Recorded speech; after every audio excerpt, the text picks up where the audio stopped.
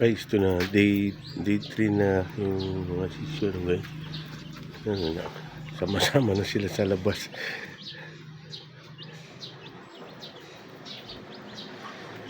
Yan. Kasi yung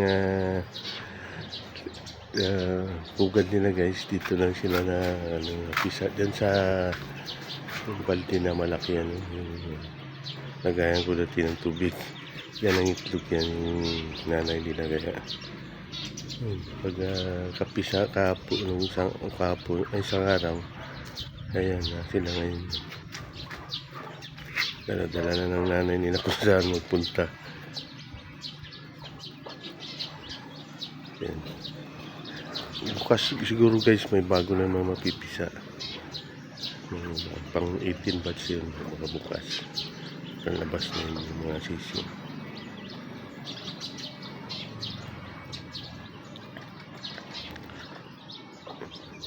Yan yung tatay nila, guys. Yan yung tandang. Yan.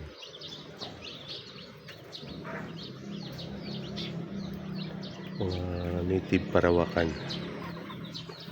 Dali lang yan sila magdami, guys, kasi nga hindi masilan sa pagkain. Tsaka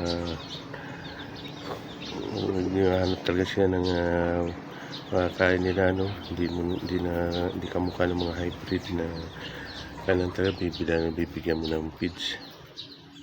Although siyempre naalalayan ko rin yan ng feeds, guys, yung Thunderbird na pang booster, kick booster para sa mga sisi na ganyan. So, guys, yun lang, maraming salamat ulit sa inyong panonood sa aking